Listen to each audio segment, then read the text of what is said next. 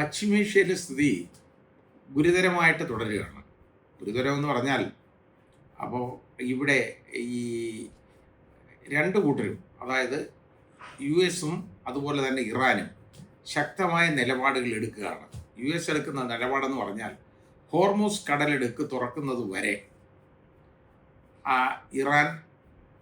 ഇറാൻ്റെ കപ്പലുകളെല്ലാം സമുദ്രത്തിൽ ഇറാനെ ഉപരോധം ഏർപ്പെടുത്തും, ബ്ലോക്കേഡ് ഏർപ്പെടുത്തും എന്നുള്ളതാണ്, ഉപരോധം ഏർപ്പെടുത്തും എന്നുള്ളതാണ്.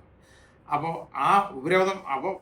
ഈ ഉപരോധം ഏർപ്പെടുത്തിയതും ഈ നേരത്തെ ഉണ്ടായ കരാറിൻ്റെ എതിരാണെന്നും വെടിനിർത്തൽ കരാറിനെതിരാണെന്നും അത് ചെയ്തത് ഗുരുതരമായ പിഴവാണ് അമേരിക്ക കാണിച്ചതെന്നുമാണ് ഇറാൻ്റെ പക്ഷം.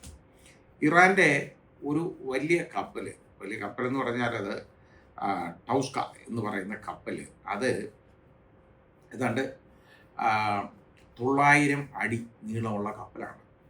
അതായത് ഒരു വിമാനവാഹിനി കപ്പലിനോളം തന്നെ വലിപ്പം വരാവുന്ന, അതിനടുത്ത് വലിപ്പം വരുന്ന ഒരു ചരക്ക് കപ്പൽ, കാർഗോ ഷിപ്പാണ് ഈ ടൗസ്ക എന്ന് പറയുന്ന കപ്പൽ.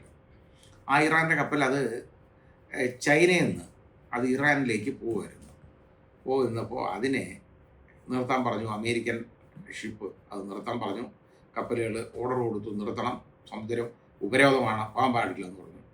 ആ കപ്പൽ മുമ്പോട്ട് നീങ്ങി കഴിഞ്ഞപ്പോൾ അതിലേക്ക് വെടിവെച്ചു. അതിലെ എൻജിൻ റൂം തുളച്ച് വെടിയുണ്ട പോയിട്ടുണ്ട്. അപ്പോൾ അത് കപ്പൽ നിർത്തേണ്ട ഗതികേട് വന്ന് അവരവിടെ നിർത്തിയിട്ടുണ്ട്. ആ കപ്പൽ അമേരിക്ക US പിടിച്ചെടുത്തു എന്നുള്ളതാണ് പറയുന്നത്. അതേതാണ്ട് വലിയ കാര്യമാണെന്നും പറഞ്ഞാണ് ട്രംപ് കൊട്ടിഘോഷിക്കുന്നത്. വലിയ കാര്യമൊന്നും അല്ല. കാരണം ഇതുപോലെ മറ്റവർ ചെയ്യാൻ തുടങ്ങിക്കഴിഞ്ഞാൽ ഉണ്ടല്ലോ, വളരെ വലിയ ഗുരുതരമായ പ്രത്യാഘാതങ്ങൾ അതിനുണ്ടാവും. അപ്പോൾ എന്നിട്ടാണ് പറയുന്നത്, ഞാൻ ഏതാണ്ട് ഉണ്ടാക്കി കൊടുത്തിട്ടുണ്ട്, അത് പോയി ഒപ്പിട്ട് കൊടുത്തേക്കായി, ഒരു കരാറ് ഉണ്ടാക്കിയിട്ടുണ്ട്, അയാൾ ഒരു കരാറ് ഉണ്ടാക്കി വെച്ചിട്ടുണ്ട്, അത് പോയി ഇറാൻ പോയി ഒപ്പിട്ട് കൊടുത്തോളാം. അവർ പോടാവില്ലേ എന്ന് അവർ പറഞ്ഞ് അതിനവർ തയ്യാറല്ല. അവർക്ക് അവരുടെ സമുദ്രത്തിൽ ഇൻ്റർനാഷണൽ വാട്ടേഴ്സിൽ അവർക്ക് എതിരെ നടത്തിയിരിക്കുന്ന ഉപരോധം അത് പിൻവലിച്ചില്ലെങ്കിൽ ഹോർമൂസ് കടലിടുക്ക് തുറക്കുന്ന പ്രശ്നമില്ല, ഞങ്ങൾ ചർച്ചയ്ക്കും തയ്യാറല്ല. ഇതാ അവർ പറഞ്ഞേക്കുന്നത്. ഇതാണ് അവരുടെ കാഴ്ചപ്പാട്. അപ്പോൾ ഇപ്പോൾ അത് ഇങ്ങനെ നിൽക്കുമ്പോൾ അതുകൊണ്ട് ഞങ്ങൾ ചർച്ചയ്ക്ക് പോകുന്നില്ല. അവിടുന്ന് അമേരിക്കൻ വൈസ് പ്രസിഡന്റ് വാൻസും സംഘവും ഈ പാകിസ്ഥാനിലേക്ക് തിരിച്ചിട്ടുണ്ട്. അവിടെ ഇസ്ലാമാബാദിൽ വന്ന് ചർച്ച നടത്താനായിട്ട് വന്നിട്ടുണ്ട്. പക്ഷേ ഇറാൻ അതിന് പോകില്ല എന്നുള്ളതിനെക്കുറിച്ച് ഒന്നും ആയിട്ടില്ല. ഇന്നലെ വരെ അവർ എടുത്ത തീരുമാനം അവർ പോകത്തില്ലെന്ന് അവർ പറഞ്ഞു. കാരണം അവരുടെ ഇതുപോലെ അനാവശ്യമായിട്ട് അവർക്കെതിരെ നടത്തിയിരിക്കുന്ന ഉപരോധം, ആ ഉപരോധം മാറ്റിയില്ലെങ്കിൽ ആ രാജ്യം പട്ടിണിയിലാവും. അപ്പോൾ ഞാൻ ചോദിക്കട്ടെ, ഈ അമേരിക്കയ്ക്ക് എന്തോ ഇതിനുള്ള അവകാശം? ഏതെങ്കിലും രാജ്യത്തിൻ്റെ കപ്പലുകൾ സമുദ്രത്തിൽ ഇൻ്റർനാഷണൽ വാട്ടേഴ്സിൽ തടയാൻ ഇവന്മാർക്ക് ആരാ അധികാരം കൊടുത്തേക്കുന്നത്? ഈ ലോകത്ത് ഒരധികാരമില്ല. പക്ഷേ ഇതുപോലുള്ള അനാവശ്യങ്ങളാണ് കാണിച്ചുകൊണ്ടിരിക്കുന്നത്, മുഴുവൻ ചെയ്യുകയാണ്.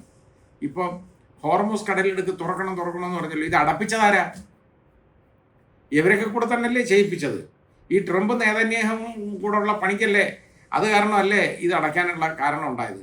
എന്നിട്ട് അത് തുറക്കണം. ആ തുറക്കുന്നതിന് മുമ്പ് ഇറാൻ്റെ എല്ലാ കപ്പലുകളും ഞങ്ങൾ സമുദ്രത്തിൽ തടയും. ആ തോന്നിവാസം കൂടെ പറയാന്ന് പറഞ്ഞാൽ, അഹങ്കാരം പറഞ്ഞു കഴിഞ്ഞാൽ ഇവർ നിൽക്കും അതിന്. ഏതെങ്കിലും വിധത്തിൽ ഇതൊന്ന് നിർത്തി കിട്ടിയാൽ മതി എന്നുള്ളൊരു പ്രാർത്ഥനയായി എല്ലാവർക്കും ഉള്ളത്, പ്രത്യേകിച്ച് കേരളീയർക്കും അതുപോലെ ഇന്ത്യക്കാർക്കും. ഇതിൻ്റെ പ്രശ്നം എന്താണെന്നറിയോ? നമ്മുടെ സഹോദരങ്ങൾ ഒരുപാട് പേര്, പ്രവാസി സഹോദരങ്ങൾ അവിടെ ഗൾഫിൽ ജോലി ചെയ്യുന്നുണ്ട്, അങ്ങോളം ഇങ്ങോളം GCC കൺട്രീസിൽ ജോലി ചെയ്യുകയാണ്.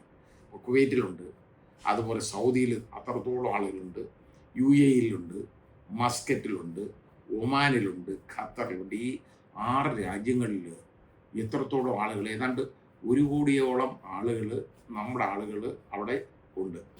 അവർ കുടുംബമായിട്ട് താമസിക്കുന്നവരാണ് അതിൽ ഭൂരിപക്ഷവും. അപ്പോൾ അവിടുത്തെ കുഞ്ഞുങ്ങൾക്ക് സ്കൂളിൽ പോകണം, അവർക്ക് സ്കൂളിൽ വിടണം, അവർക്ക് മക്കളെ സ്കൂളിൽ വിടണം, അവർക്ക് നിത്യോപയോഗ സാധനങ്ങളൊക്കെ വാങ്ങണം. അതിനെല്ലാം അവർക്ക് കിട്ടിക്കൊണ്ടിരിക്കുന്ന ശമ്പളം കൊണ്ടാണ് അവർ കഴിയുന്നത്. ആ ശമ്പളം എന്ന് പറയുന്നത് ഇപ്പോൾ എന്താ പ്രശ്നം എന്നറിയാം? അതുപോലെ തന്നെ ഈ അവിടുന്ന് രാജിവെച്ചിങ്ങി വരികയാണെങ്കിൽ സർവീസിൽ കിട്ടേണ്ട, അതായത് സർവീസിൻ്റെ അവസാനം കിട്ടേണ്ട ആനുകൂല്യമുണ്ട്.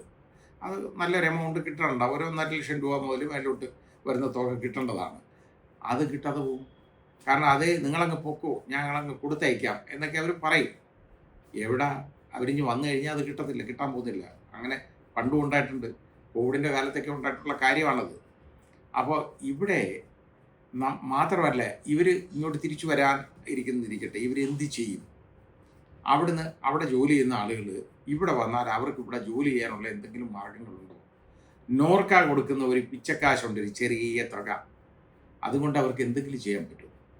നേരെ മറിച്ച് പല രാജ്യങ്ങളെന്ന് പറഞ്ഞാൽ നമ്മൾ പട്ടിണി രാജ്യങ്ങളായിട്ട് നമ്മൾ പറയുന്ന രാജ്യങ്ങൾ പോലും, ഇപ്പോൾ ബംഗ്ലാദേശ്, അതുപോലെ തന്നെ ശ്രീലങ്ക, നേപ്പാൾ, പിന്നെ അതേപോലെ തന്നെ മറ്റ് രാജ്യങ്ങൾ, അതായത് ഈ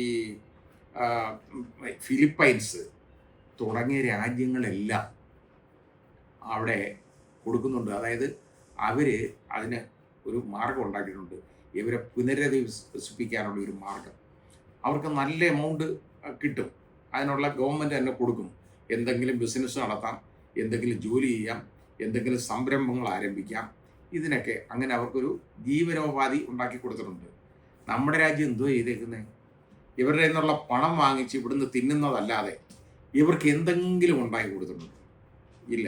ഈ പ്രവാസികളെ ഇവിടെ കുറേ സദസ്സ് നടത്തും, നവകേരള പോലുള്ള കുറേ കേരളീയം എന്നൊക്കെ പറഞ്ഞ് കുറേ പ്രഹസനങ്ങൾ നടത്തും.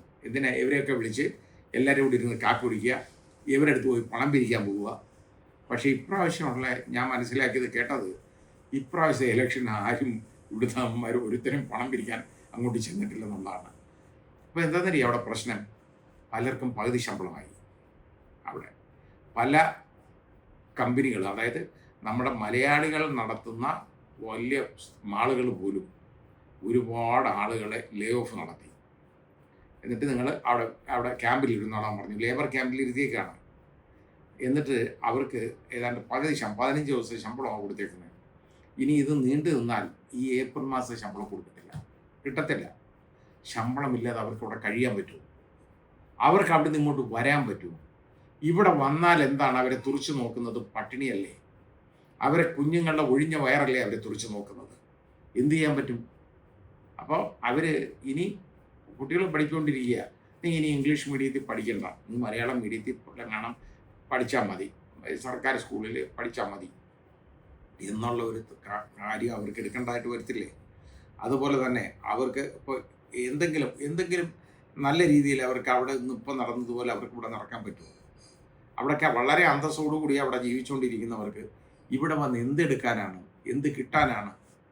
അതിനുള്ള കാര്യങ്ങളൊന്നും അവർക്ക് ഇവിടെ ഇല്ല. അങ്ങനെയുള്ള വളരെ വലിയ ബുദ്ധിമുട്ടിലേക്ക് നമ്മുടെ നാട് നീങ്ങിക്കൊണ്ടിരിക്കുകയാണ്. ഏറ്റവും കൂടുതൽ അനുഭവിക്കുന്നത് മലയാളികൾ തന്നെയാണ്. ഇവിടുന്ന് പോയേക്കുന്നത് നാനാജാതി മതസ്ഥർ അവിടെ ജോലി ചെയ്യുന്നുണ്ട്, ഈ ഗൾഫിലെല്ലായിടത്തും. അല്ലാതെ അവിടെ മുസ്ലിങ്ങൾ മാത്രമൊന്നുമല്ല, മുസ്ലിങ്ങളുണ്ട്, ക്രിസ്ത്യാനികളുണ്ട്, അതുപോലെ തന്നെ ഹിന്ദുക്കളുണ്ട്, ഇവരെല്ലാം ഉണ്ട് ഇഷ്ടംമാതിരി. സിഖുകാരാണെങ്കിൽ ധാരാളമുണ്ട്.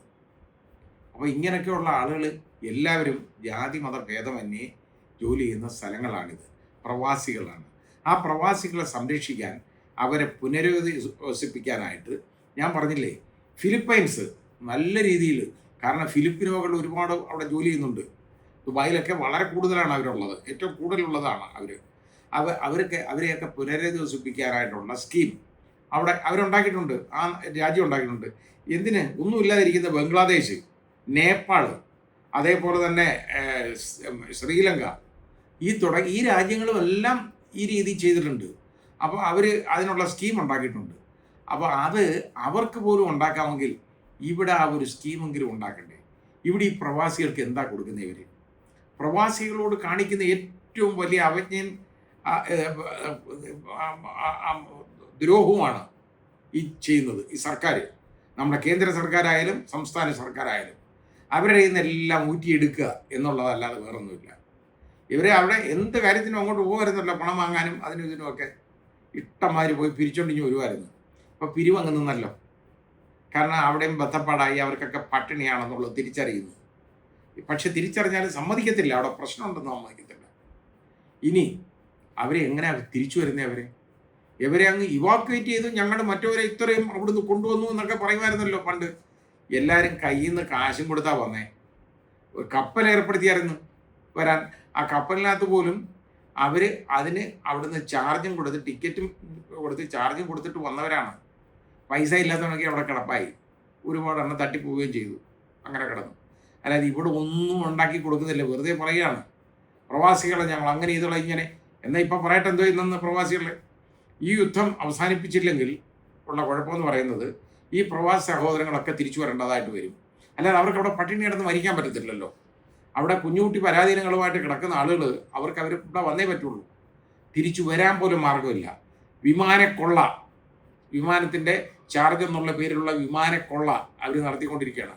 തോന്നിവാസം പോലെ ചാർജ് കൂട്ടാൻ ഉള്ള അവകാശം അവർക്ക് വിട്ടുകൊടുത്തേക്കാണ് നമ്മുടെ കേന്ദ്ര ഗവൺമെൻറ്. അത് അവന്മാർ ഇഷ്ടമാതിരി കൂട്ടിക്കൊണ്ട് അവന്മാർക്ക് തോന്നുന്നതാണ് ചാർജ്. അപ്പോൾ ഈ രീതിയിൽ പോയി കഴിഞ്ഞാൽ എന്ത് ചെയ്യാൻ പറ്റും? ഈ പാവങ്ങൾ എന്ത് ചെയ്യും? വളരെ വലിയ കഷ്ടപ്പാട്ടിലേക്കാണ് അവർ നീങ്ങുന്നത്. ഈ ഒരു മാസം കൂടി ഈ യുദ്ധം ഈ മാസം തീർന്നില്ലെങ്കിൽ അവർക്ക് ആർക്കും ശമ്പളമില്ല. പിന്നെ ഇതങ്ങോട്ട് കണ്ടിന്യൂ ചെയ്താലും ഇത് ഇറാനെ ആ രാജ്യത്തിനെ അറിയാൻ വയ്യാത്തതുകൊണ്ട് അവരോട് കയറി കളിക്കുന്നതാണ്.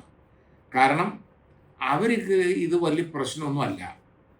അവർ എത്ര വർഷം വേണമെങ്കിലും അവർ യുദ്ധം ചെയ്യും. അവർ അങ്ങനെ പെട്ടെന്നൊന്നും കയറി ഒന്നും ചെയ്യാനൊന്നും പറ്റത്തില്ല ഈ പറയുന്ന പോലെ.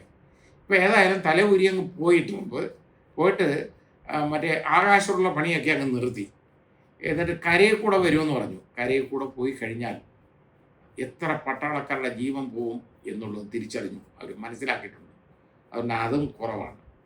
പിന്നെ ഇനിയിപ്പം അന്നേരമാണ് പറഞ്ഞിരിക്കുന്നത് ഇവരെ നാവിക ഉപരോധം അവർക്ക് നടത്തും, സമുദ്രത്തിൽ ഉപരോധിക്കും അവരെ. ആ ഉപരോധത്തിലൂടെ അവരെ തകർക്കും എന്നുള്ളതാണ്. എന്തിനാ ഒരു രാജ്യത്തിനെ തകർക്കുന്നേ? എന്തിനാണ് ഇതൊക്കെ ചെയ്യുന്നത്? അവരെ വരുതി കൊണ്ടുവരാൻ.